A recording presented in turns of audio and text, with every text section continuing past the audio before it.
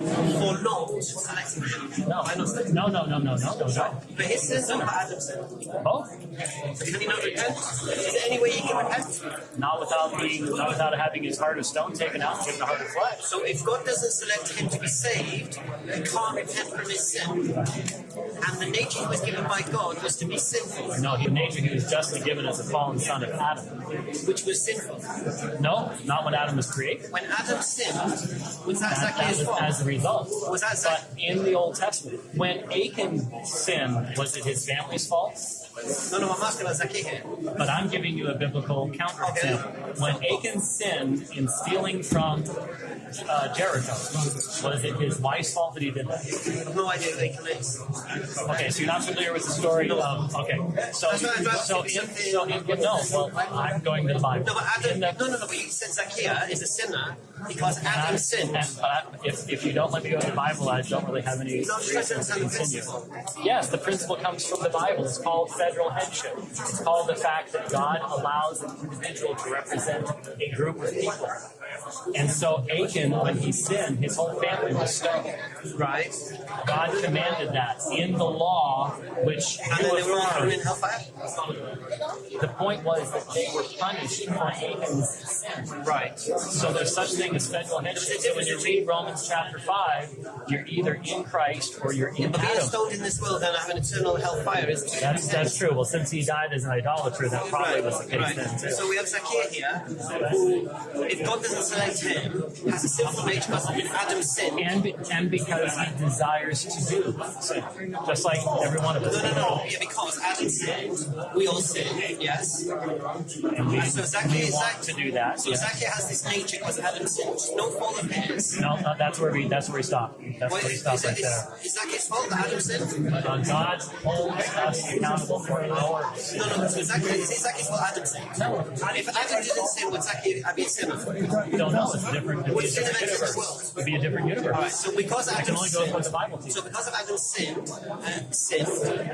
Zakir is not guilty of being sinful, yes? He is a fallen son of Adam. So now the nature, by being a fallen son, he didn't ask to be a fallen son of Adam, yeah?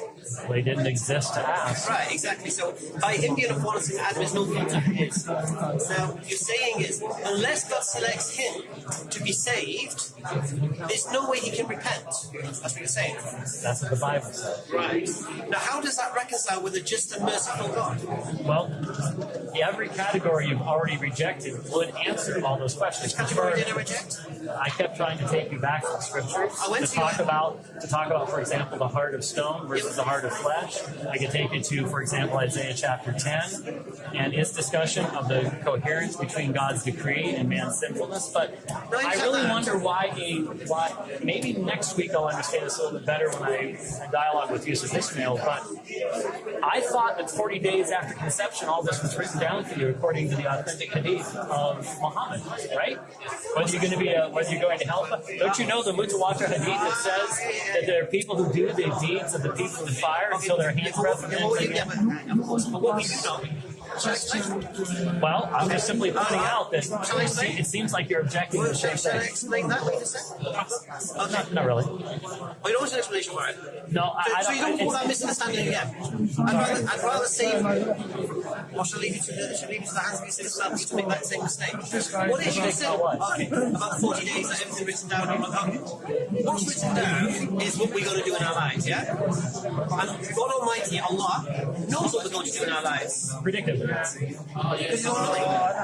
So just predictably, not that it's determined for you. I've seen it. So he learns about it. So Allah learns So that. basically, Basically, we're given free will. Yeah? And we act as according as we do. And as we act is what's written down. Okay, that's one view, you realize. But it's not. That's your view. Okay, fine. I use that. So I'm just showing you why it doesn't apply. So I'm asking again. A merciful, just God. Zakir now gets a sinful nature salvation because Adam sinned, which is no fault of his. And unless... Again, that's where we immediately stop because God holds us accountable for our sin. I understand that. And He is he's given no way out. But he's given no way out. Where's the justice? Excuse me. There is no desire for a way out. You see, what you don't understand about grace in Christianity is it is a powerful act of God whereby He takes out that heart of stone and gives the heart of flesh. Right. It is an extension of His divine power. Right. It takes rebel sinners who are suppressing His knowledge and turns them from God hates us into God loves. So there's a selection process before we select. No one wants God. Yes, it's called His goodwill. Ephesians chapter 1, verse 6. Right. So, for example... It's not based on anything that I do. No, that's what I'm saying. So why are you going to pray for him then? Why am I praying for him? Because God changes my heart to be used as an instrument of grace in His life. So you pray for I'm not trying to change. It's people have the idea that I'm sort of trying to convince God to be a better God. I'm not. I am commanded to pray because God uses prayer to change me, not change Him. Right. So you accept that. So if he doesn't get selected by God, he has no way out. But I have no knowledge of it. I am commanded to proclaim the gospel to all men. So I have no knowledge of who the elect are. Where So does Jesus teach this? John chapter 6. What does it say? Well, John chapter 6, verse 37, no one can come to me unless the Father draws him. All the Father gives me will come to me. The one who comes to me I will never cast out. Are you familiar with the text? No. Okay, John. Read John chapter 6. Yeah, it's beginning about verse 35. I'm trying to hear the part you said where that God has to select him. All that the Father gives me will come to me, and the one coming to me I will never cast out. He has just explained why people are unbelievers in verse 35. And then he says, no one can come to me unless the Father who sent me draws him. Not in faith. But when he comes to one that day, they say, "Get away from it, never knew something." Notice what he said, I never knew you. Jesus says, I know my sheep. So they were never of his sheep. Right. Unless you accuse Jesus of contradiction. No, not at all, but I'm trying to understand this idea of a merciful God giving me, I'll give me example now, not selecting me, but giving me... But you don't know that, and I don't know that, so our sitting here having hypotheticals till late at night is a bit... No, but I can't recognize my sin. Then how do you reconcile Ezekiel? That doesn't change anything. You hypothetically realizing that... No, I'm trying to reconcile with Ezekiel. Where is it in terms of repentance? It is that Ezekiel is what Ezekiel responding to was a certain platitude or saying that people repeat. Remember? No, but it's going to say sin will not be your downfall. What was it? No, he would only say sin will not be your downfall. What was he responding to? But it's not saying that. Okay, well, if you won't answer my question, I can't continue on. He was responding to a statement. I don't know the whole of Ezekiel, but I'm saying to you in the verse where in Ezekiel where God says, turn to me in repentance and sin will not be your downfall. Right, so God's saying repentance. So God commands us to do what is right, and then He has to enable us to do so. So you can't turn repentance unless God allows you to. He has to extend grace to free you from sin. We're called slaves of sin. You know what Jesus said? He who commits sin is what? The what of sin? The sometime partner with, someone that just plays around with, or the slave of sin. John chapter 8. Remember what Jesus said? If you continue my words, then you my disciples be, you shall know the truth, and what will the truth do? Set you free. And the man immediately responds, we've never been enslaved to anyone. And Jesus says, he who sins is the slave, which is why only God's grace can free us from slavery. Nobody chooses to sin, we all sin. Nobody. No. It's in a choice. No. Yeah. That's why that choice. We love our sin, and we love our rebellion. We love disobeying God.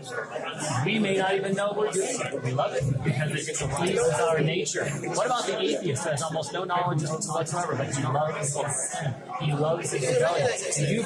And you bring a word against him. Now he still loves it. You love sin because you know what sin is and you love doing it. No. Why do you have to knowledge it? Why do you have to knowledge it? But the fact of the matter is, men love their sin. That's why Define what sin is. God knows. But are you saying you don't have a perfect knowledge of God or what you can sin? No, what I'm saying is, what is sin? Sin is transgression of the laws of God. Okay, so what are the laws of God? I'm not following your argument. Okay. You're saying that sin is transgression from the law of God. According to Jesus, what are the laws of God? Love the Lord God, with all your heart, soul, mind, and strength. That's the greatest one. Did Jesus not die? Is his law fulfilled in Jesus and or is it continued? I'm sorry, what? Is the law fulfilled in Jesus or does it continue? When it's fulfilled, the way of righteousness is opened up in faith in Him. The law continues to be morally abiding and binding upon all men. Those that represent God. No, those that define the people of Israel. No, but the moral and ethical laws that represent God's nature continue to be binding upon mankind. Yeah, what these laws are what? That would be a very, very long conversation we can have sometime. I've spent a tremendous amount of time discussing everything.